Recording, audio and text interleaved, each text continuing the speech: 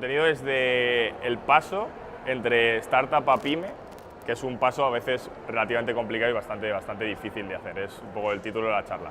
Y luego pues es una mesa redonda para hablar entre startups, pues en qué momento estamos, qué aportamos, nichos de mercado. Pues buena pregunta. Yo creo que al principio una startup crea con 2, 3, 4 socios, hay que trabajar muy duro, son muchas horas, son muchos de dedicación, sacrificio, esfuerzo. Luego abres más el equipo, ya coges ya lo que te falta, pues un informático, un desarrollador, un especialista en marketing, en finanzas.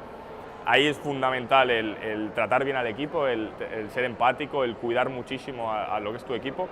Y luego llega un momento que tu modelo de negocio en el cual tú habías nacido llega a su tope. Llega a su tope porque no das abasto por más. Entonces llega un momento, ese cambio, ese punto de inflexión, donde yo lo llamo como de startup a pymes. Como que tienes que cambiar tu modelo de negocio y hacerlo diferente, ya sea contratando más gente diferente, más comerciales, cambiando tu forma de vender, cambiando tu producto, optimizando recursos, lo que sea. Entonces yo creo que es el punto clave de decir, vale, si sigo así, voy a llegar a un momento de no voy a seguir creciendo más y al final voy a volver a bajar. Entonces es el momento de volver a hacer así y volver a subir. Digamos, la fase de maduración, volverla a levantar. Sí, creo que sí. Creo que está muy bien lo de emprender, creo que está muy de moda, es lo que la gente guay. No, pues yo emprendo, tengo una empresa, tengo una startup, entonces es algo chulo, algo que es de actualidad.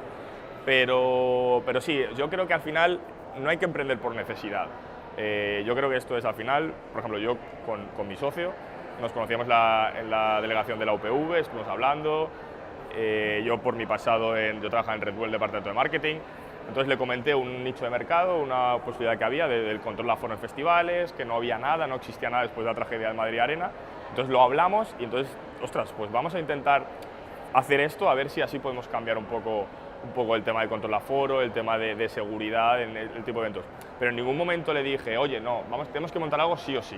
Tenemos que montar algo sí o sí porque me voy a ir de Red Bull o voy a acabar la carrera y tengo que hacer algo. No. O sea, yo creo que al final tú emprendes cuando tienes una idea, cuando encuentras un nicho de mercado, cuando intentas valorarla, cuando intentas validarla. Pero yo creo que emprender por emprender, si ya la probabilidad de fracaso es muy alta, ya si emprendes por emprender, por hacerlo, es mucho más alto todavía. Y no quiere decir que a la gente le guste mucho trabajar o en startups y con grupos que acaban de empezar de startups, y entonces que te guste eso y entonces vas a trabajar en una startup, ya sea como Demium o cualquier Sol Startup o cualquier aceleradora que te buscan gente y que tú al final aportas tu granito de arena ahí. Pero el decir, no, soy CEO, pues voy a emprender, a ver, ¿qué se me ocurre para tal? X, pues yo creo que eso es lo que ahora está muy de moda, pero es lo que habría que intentar minimizar.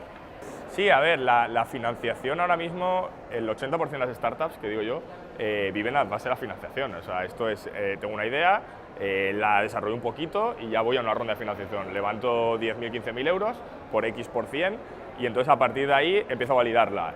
Me voy quedando sin dinero porque no he cuadrado bien o mis cifras no son las correctas, vuelvo a pedir otra ronda de financiación. Y a la segunda o tercera ronda de financiación, los inversores te dicen, oye, mira, que hemos invertido 60.000 euros aquí, y esto no da, y al final la cierran y entonces el inversor lo que hace es que se queda jodido, en plan de decir, ostras, he invertido X mil euros en esto, que me ha hecho esto y no he sacado nada de rentabilidad.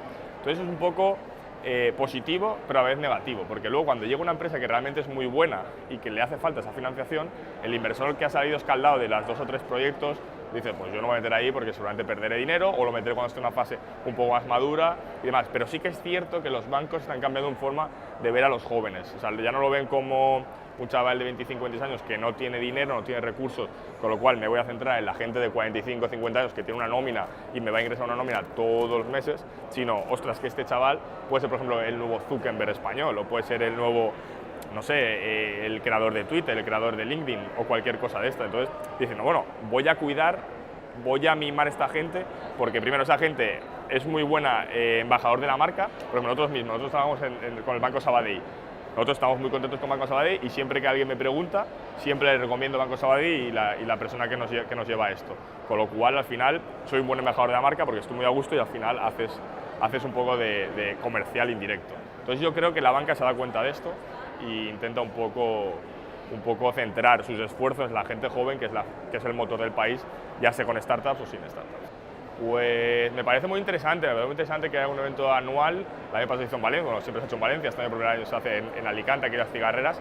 Me parece un buen sitio de encuentro entre empresarios, emprendedores, gente institucional.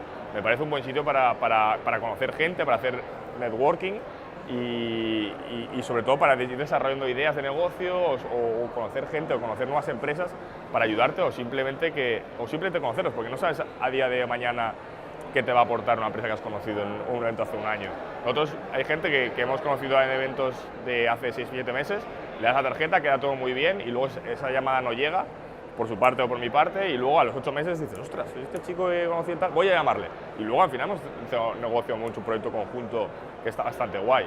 Entonces yo creo que este tipo de eventos son muy positivos para todos, para instituciones, para tanto empresas, emprendedores, empresarios, todo. Yo creo que está muy bien y yo creo que animo a que se debería hacer una mayor cantidad de eventos al año de este tipo.